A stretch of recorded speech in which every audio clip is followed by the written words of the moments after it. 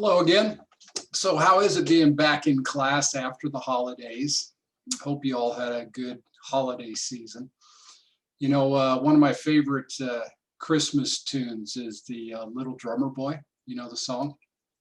But have you ever thought about it that here you got Mary and she just traveled across the desert and her husband couldn't find a hotel room.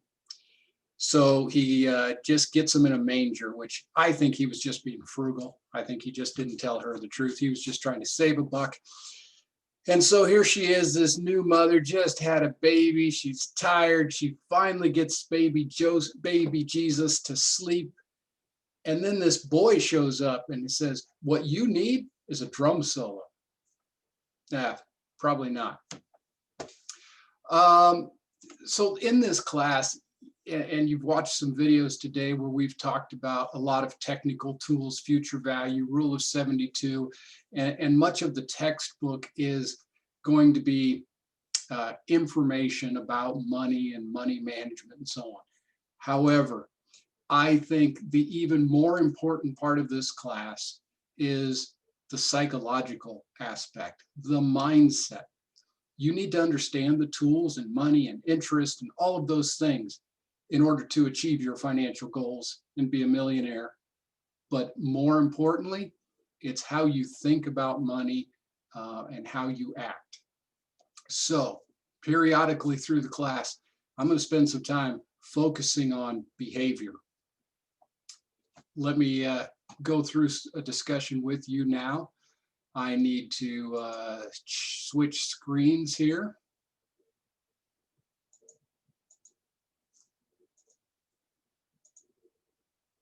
There we go. Quest for abnormality. That doesn't sound good, does it? No, it is. So here's normal. This is what is normal in the US. The average US household has $6,200 in credit card debt, $215,000 in mortgage debt, $17,550 in auto debt. In total, on average, households have $145,000 in debt. Now you say, wait a minute, if these are the averages, how can that be? What this is saying is that for those households that have mortgages, the average mortgage is $215,000, but there are some people who don't have mortgages or who have their mortgages paid off. But this is normal for people to have $200,000-$300,000 in debt now, and those are averages. So you got some people with way more. Normal behavior: 40% of middle-class millennials and 45% of baby boomers live paycheck to paycheck. When they get their paycheck, they pay their bills, buy their groceries, their paycheck is gone. They have no cushion. 20% of credit card holders rely on credit cards to cover basic living expenses. That means people are using credit, borrowing money to buy groceries or to pay their rent or to pay their utility bills. 19% of Americans have $0 saved to cover an emergency. 19%. So that's about 1 in 5 people have no cushion to cover a surprise bill. 31% have less than $500. How far does that get you? If you have a breakdown with your car, what's the potential for that to be more than $500? Pretty substantial. So most people do not have enough money, enough savings to cover a breakdown of their vehicle. I was at the local mechanic the other day, and the mechanic was explaining the financing that they have available for car repair. So it's very common for people to not have enough to fix a car, so they have to borrow money to fix their car. Another source states that 47% of the population, so the number's a little bit different source, sometimes it's a different time period, but this source says that 47% of people in the US would not be able to pay a $400 emergency expense. Normal behavior. Only 1 in 5 people facing financial hardship. Now, they didn't define this, what they mean by financial hardship, but I'll throw in my definition is that means paycheck to paycheck, you'd have to go out and get financing to cover it. It says only 1 in 5 people facing financial hardship make less than $40,000 per year. So when we talk about people with no savings and no emergency fund, we're not just talking about the poor. 1 in 5 make less than $40,000 a year. That's still not necessarily poor. I mean, if you make $35,000 a year in McPherson, Kansas, you're still not, I wouldn't consider you necessarily poor. But 80% of these people who don't have any cushion make more than $40,000 a year. So this is not an income problem. Normal behavior in the US. 13.7% of Americans have zero saved for retirement. How many of you feel confident that Social Security is going to be there and give you a comfortable, happy retirement? Typically in this class, pretty much no one. Well, I will throw a little wrench into it. You will have Social Security, I'm going to bet, because it is too politically important that the politicians are never going to make it go away. However, you can plan on having to retire later. My older siblings got full Social Security or will get full Social Security when they turn 65. For me, it's 67. For you, I don't know, 70, 72. They're going to keep pushing that retirement age back. Chances are your benefits will probably decline relative to myself and previous generations. And the biggie is, I guarantee you, the taxes that are withheld from paychecks are going to go up to continue supporting Social Security. So going back to this, if you can't rely on Social Security, you better have substantial retirement savings to support you through your retirement years so that you can enjoy the latter part of your life and not have to work until you're 80. 28.6% of people in the US have less than $10,000 saved. It might as well be nothing. That's peanuts. How long can you live off of $10,000 if you don't have an income? 29% of people 55 and older have no nest egg. 55 and older, they're rapidly approaching retirement age, right? And they've got nothing. How are they going to support themselves in retirement? And again, this is 29% of the population. We're not just talking about poor people here. We're talking about people who make money. Let me throw in a video here. Hang on. Why pay over $100 a month for cable when it's half the cost for Fubo? Bear with the commercial. All the channels you want. Why are we as Americans so financially stupid? What's the problem, America? Why are we so financially stupid?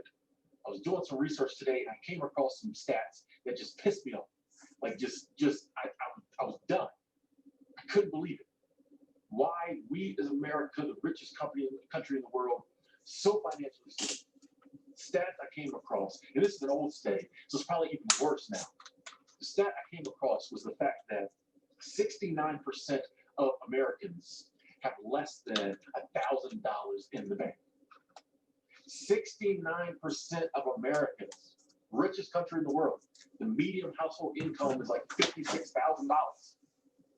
Some people in parts of the world will never, their whole household, their whole 3 generations of their family put together will never see $56,000. The average household median income in this country $56,000.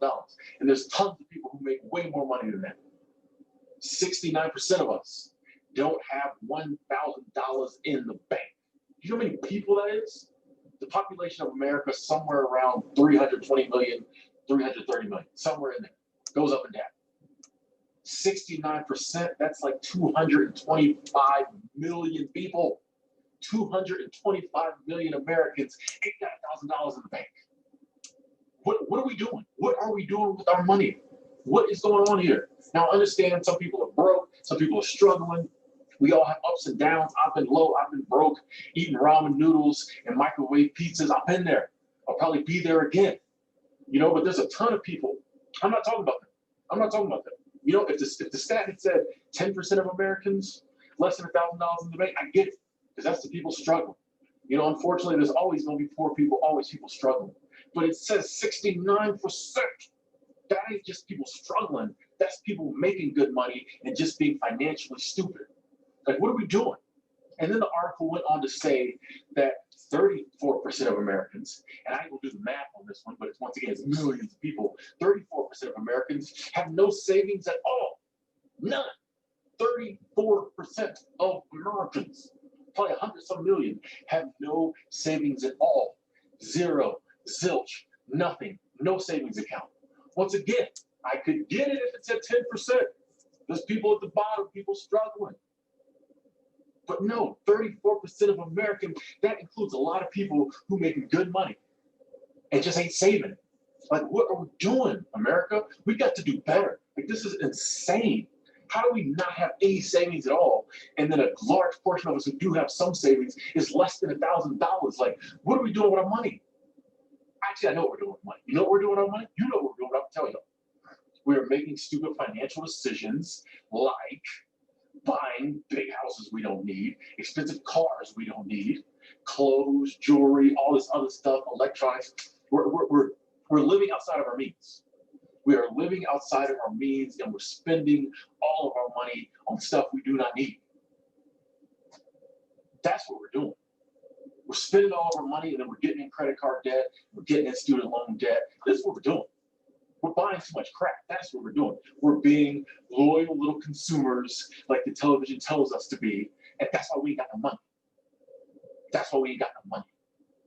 Because we're buying crap we don't need, because we're trying to impress people we don't even know, or we just feel earned it. We're so entitled. We feel like all the money we make, we're entitled to spend it and have all these nice things. Now, sometimes you got to save money. Sometimes you got to save money. And it ain't that hard to save money. You know what I'm saying? All you have to do is make saving a bill. When you get your check, you pay the bills that you have. You get groceries, you put gas in the car, the money that's left over, you take a portion of that and you put it in the savings account. First off, you get a savings account. A lot of y'all ain't got no savings account. Don't make me go there. I'm not even gonna go there. First, you get a savings account, and then a portion of every paycheck you get goes in that savings account. You don't touch it. I don't care how bad you want the new pair of shoes, or how much you want to go out to eat, or how much you want to do this or do that. You've got to be an adult. We got to be grown folks here.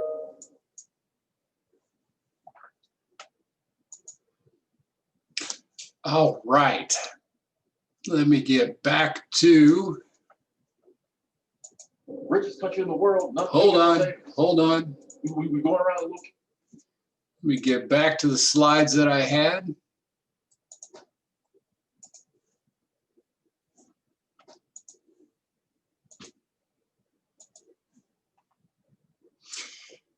Again, normal, not saving for retirement. You've got debt. Normal is living paycheck to paycheck. Normal people can't handle an emergency. And normal is to be under constant financial stress. Do you know somebody who's living paycheck from paycheck to paycheck? Odds are you do. And they are always worried about money. They are always worried about being able to pay their bills. And if for some reason their hours get cut or they run into an extra bill, they're in trouble. They don't sleep well at night. They don't enjoy life like they should because they have this constant pressure on their backs. And why is this? because we buy too much shit, right? We put too much importance on having a nice car, having the latest phone, dressing right, having the right shoes. And therefore we, on average, the normal person spends more than they make, or every damn dime they make. So they're not making any progress, and they're constantly carrying this burden with them. So in this class, I'm going to push you to be abnormal.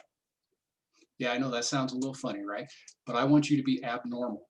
I want you to get off of this rat's wheel that you're constantly running on to try to keep up with the Joneses, to try to impress. You need to get off of that wheel, start living abnormally so that you can live financially secure, so that you don't have that stress, so that you can have the freedom to do what you want, when you want, for as long as you want. That is the true financial goal. That's what we're shooting for. Okay, hope that was a bit of psychology. I also have an article for you to read to go along with this topic. So until next time.